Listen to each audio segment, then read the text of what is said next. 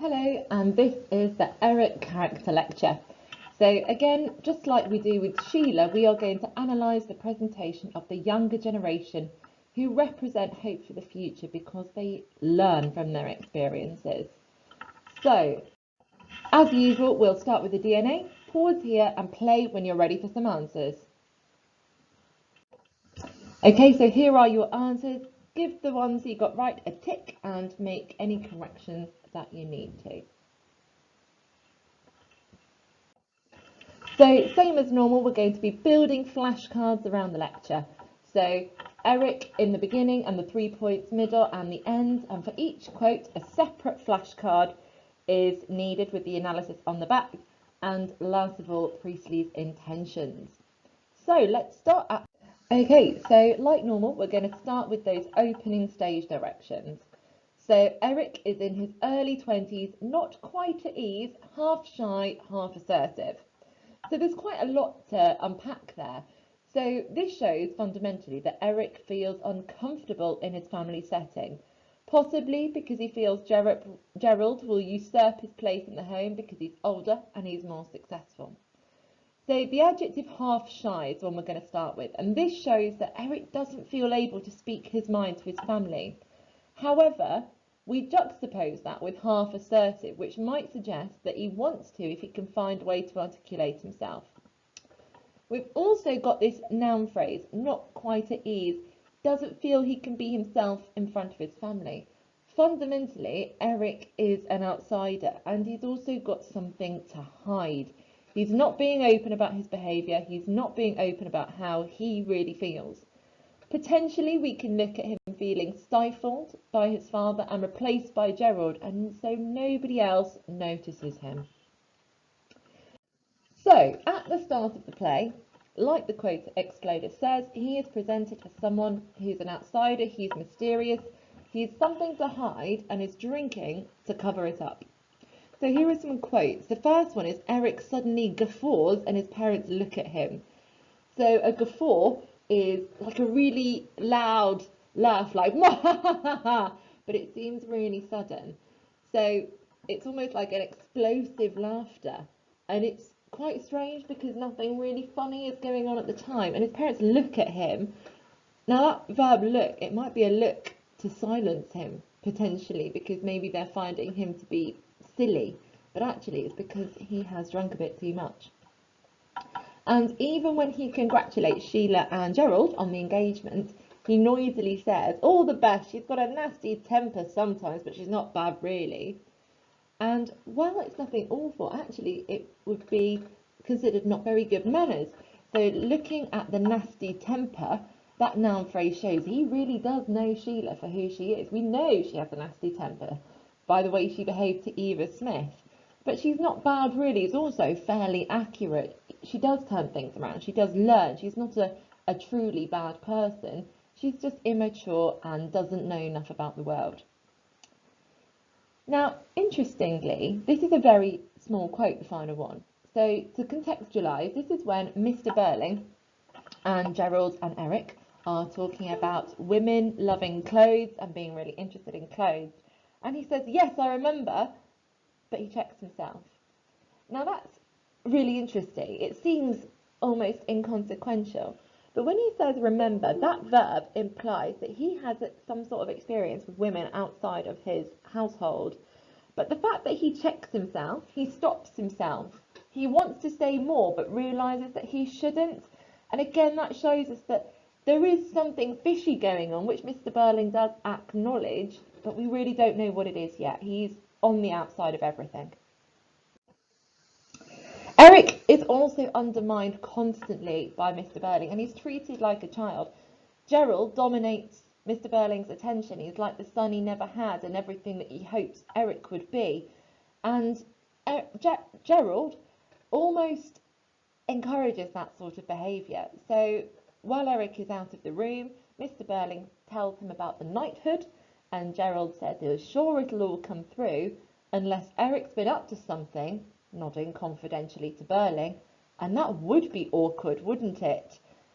So that phrase, up to something, almost implies that Gerald knows Eric has been up to something And that confidential nod, that adverb confidentially, suggests that Mr. Burling has an idea that he doesn't always get things right. Perhaps he might be up to mischief when he's out on the town. And again, that adjective awkward, awkward's quite an understatement. It would be catastrophic to Burling's future plans for his knighthood if Eric was caught in some kind of scandal, which obviously he is. Eric also tries to chip in when the inspector arrives, and Mr. Burling tells him, just keep quiet, Eric, and don't get excited. So that imperative, just keep quiet, it's that instruction, treating him like a child, to stop talking, let the adults handle this. And again, the adjective excited also shows that he thinks he's being immature, it's quite silly, he's excitable, he's not an adult.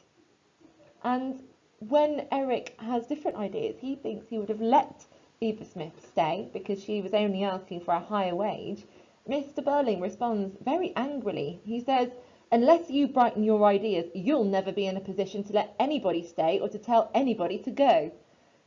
And that almost brings Eric into a direct contrast with Gerald, because Gerald is running the company in his parents' absence, and Eric is still working under his father. And so the adverbs you'll and anybody perhaps says that he sees Eric as quite insignificant. And the idea that he will never be in a position, that adverb suggests that he thinks Eric isn't good enough to run the company. Gerald is far more efficient, he's far more business-minded. And the noun position, Mr. Burling's all about position, whether it's class or whether it's social status or his position within the company. That's what matters to him. And he doesn't see Eric as somebody who is fit to be in the same position as him. However, Eric is also prepared to stand up to his father, but he's always ignored. So he does actually want to say something. So that's that half assertive idea coming through, but half shy because he's always ignored. So Mr. Burling says he told the girls, go work somewhere else, it's a free country. But Eric's response is, it isn't if you can't go and work somewhere else. And this is really, really insightful. And actually, it's a sympathetic ear to the plight of a working class woman. They would struggle to get another job, especially if they didn't have a good reference from their previous job, and they would live a life of real poverty. So this is very, very sympathetic, but Mr. Burling is furious that he's commented this, but Eric keeps going. He says, well, I think it's a damn shame. And that expletive, damn, perhaps shows the strength of his feelings. He's maybe quite frustrated with his father. And even though his father doesn't think that Eric's frustration is good business acumen, actually he's more thinking about people than he is about profit, which is a really positive way that we see Eric, because he's susceptible to have his mind changed. He could become more socialist. And again he says, why shouldn't they try for higher wages? I'd have let her stay. And so that question, why shouldn't they? That rhetorical question is great because there is no reason, and by asking it, Eric is proving that Mr. Burling was wrong, and obviously that won't go down well with Mr. Burling. And the higher wages, if we think back to Mr. Burling talk about lower costs and higher prices, he's actually advocating higher wages, so higher costs. And actually, that's the right thing to do. Eric is more socially responsible. He would have let the girl stay, and that would have been the right thing to do. So in the middle of the play, now this is towards the end of Act 2, so it's very loosely the middle, we find out what Eric did. So he used Eva Smith as she was working as a prostitute. He forced himself on her and he got her pregnant. So he recounts this story of how he met her in the Palace Bar, ironically the same places where Gerald met her, and he'd had a few drinks. And he says, I was in that state when a chap easily turns nasty and I threatened to make a row. So while he doesn't come out and say that he properly forced himself on her, there was clearly an element of strong pressure which was wrong. So he uses this euphemism, he was in a state. So actually that just means very, very drunk. And he's trying to make it sound a little bit better by calling himself a chap, and it seems a bit more jolly than it is. It's obviously awful. Now, the word nasty and the verb threatened, though, show how sinister this really is. He did force himself upon her, and if she wouldn't take him back, then he would kick off, he would cause trouble, and that's the last thing that Eva Smith needs. She's already had problems at work twice over. She doesn't need it to happen again. So he used his position as a wealthy young man with power in society to force a young girl, a young woman, to do something she really didn't want to do. And he admits, I wasn't in love with her or anything, but I liked her. She was pretty and a good sport. And this reveals his motives and how superficial he really is. In the same way that Sheila looks at Eva Smith for being pretty, so does Eric. He acknowledges it, and that's why he wanted to sleep with her. But what is really shocking, the noun phrase is a good sport, shows us that he just thinks of her as some sort of hobby. She's just something fun to do. It's not really seeing her as a person. It's very dehumanizing. However, he then decides, when he finds she's pregnant, to give her money. So he says, I insisted on giving her enough money to keep her going until she refused to take any more. So those verbs, insisted and refused, are really interesting. So he insisted and therefore got his own way for a time until she refused. And this is strength of character on Eva Smith's part, because she decided to take matters into her own hands. She wanted to refuse. She didn't want to be caught up with Eric and the crimes and problems that he was part of. We also find out about the truth of his heavy drinking. So Sheila tells her mother he's been steadily drinking too much for the last 2 years. So that adverb steadily and last 2 years, that adverbial phrase, shows this has been going on a long time. Eric has been causing mischief for a long time, and he's not been behaving quite as he should. And maybe this isn't the first problem that Eric has found himself dealing with. However, his mother is totally sheltered. She's really got no idea who he is and what he's doing. So she says, besides, you're not the type. You don't get drunk. And obviously that's hugely naive, because he does, and he is.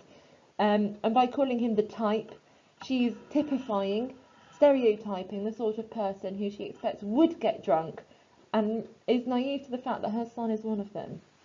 And again, he talks about being in the state where the chap easily turns nasty, as we said before, and the word squiffy is used twice.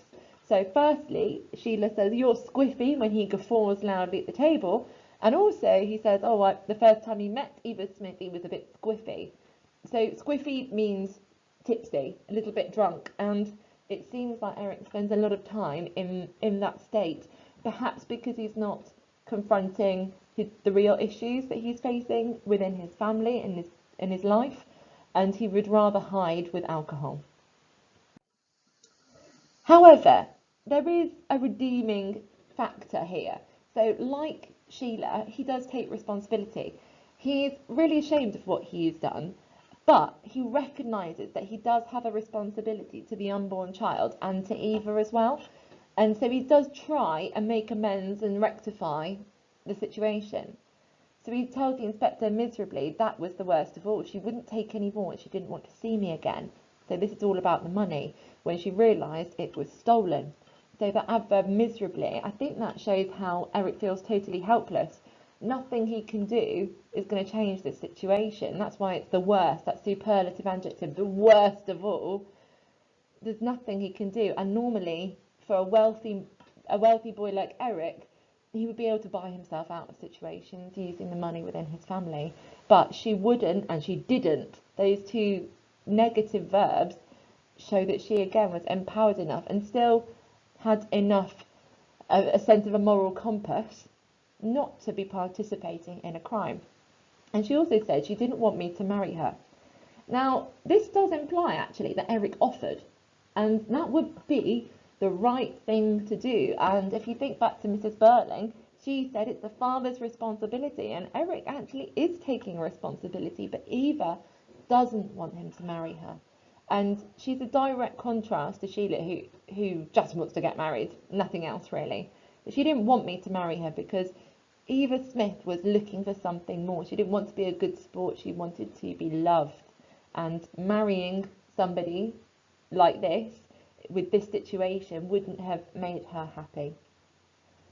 However, and Eric didn't have the money. He didn't have the money, so he stole it. And he admits this, which is very, very brave, given we know how important profit is to Mr. Burling. So he says there were some small accounts to collect and I asked for cash. So small accounts demonstrates how sneaky he had to be to get the money, things that wouldn't seem noticeable. And by asking for cash, that means there's no trace of the money. There's no paper trail. It's not like a cheque where you can see it going through the bank or anything like that. It's literally notes, and he would just be able to pass them to Eva because he felt like that was the right thing to do. Even though it was stealing, he felt his moral obligation was to stand by Eva Smith and the child.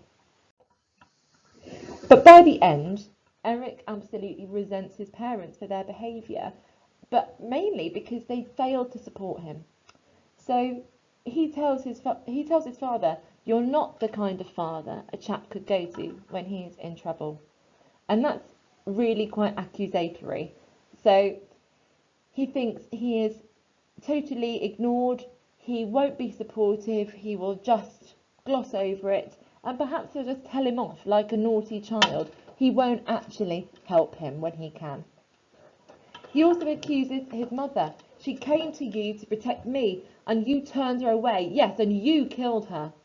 So if we look at those pronouns, you, direct address, very much blaming her, and by ending on "you killed her," that monosyllabic language, so one syllable words, is really powerful. It's full of rage, it's full of anger, and it's full of resentment.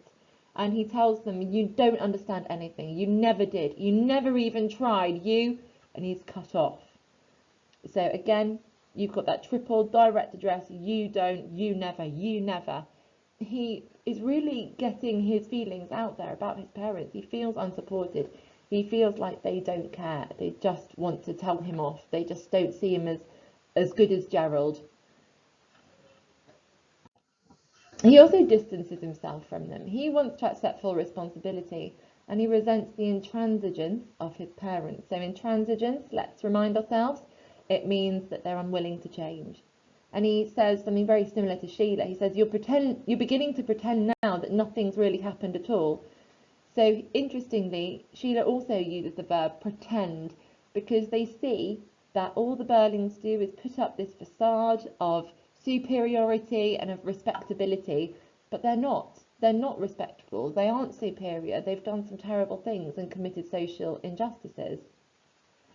Interestingly as well, he tells his father, "I didn't notice you told him that it's every man for himself."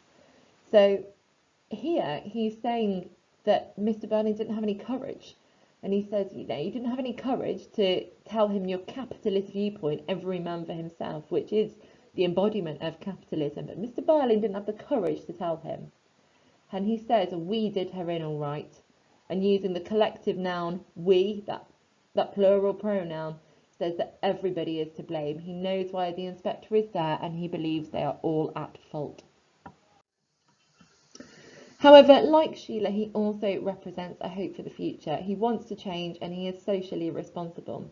So again, he says it doesn't alter the fact that we all helped kill her. So while Mr. and Mrs. Burling and Gerald are trying every which way to just get out of any sort of blame, he thinks nothing's different, and he is right. He is sympathetic to the plight of the working class, and he is willing to accept that he contributed to her demise. And he even says the money is not the important thing. It's what happened to the girl and what we did to her that matters. That now money is really a great thing to analyse because actually it's a direct contrast to Mr. Burling, who is all about money. Eric doesn't see the money as being important. He actually sees the moral problems of his actions and the family's actions. That is the real issue. It's what happened to the girl and what we all did to her that matters. So separating girl and we is interesting because actually girl, while it does conjure an image of a young woman, actually it also shows innocence, whereas by using the pronoun we, it shows they are all guilty. And he even blames them. "You lot may be letting yourselves out nicely, but I can't." And like Sheila, he's very sarcastic. Letting yourselves out nicely is very similar to Sheila saying, "I suppose we're all nice people now." And he is acknowledging and bitterly explaining that the Burlings just don't want to acknowledge the fact that they were part of this. He won't have it. He will be determined to say, I did something wrong, I am responsible. So Priestley's intentions. So ultimately, he represents Priestley's view that society is full of hypocrisy. So the men aren't faithful to their wives, despite the best efforts to present themselves as lawful and respectable. So interestingly, I want us to think about Gerald and Eric, because that relationship is not really explored. Gerald knew about Eric's drinking. He even tells Mrs. Burling that he said, oh, I gather he does drink rather a lot. And actually, it makes us wonder, does Eric know something about Gerald's affair? Because when they get engaged, he doesn't seem particularly satisfied with the engagement. Both of these men go to the Palace Bar, where there are prostitutes, there are rich men drinking a lot. And so they're part of the same level of hypocrisy. And Priestley demonstrates, though, that there is hope for the future through Eric. He was really naive, he was ignorant to people's feelings who were less fortunate, but actually he becomes more aware of other people's troubles, and he wants fairness in society, he wants social justice.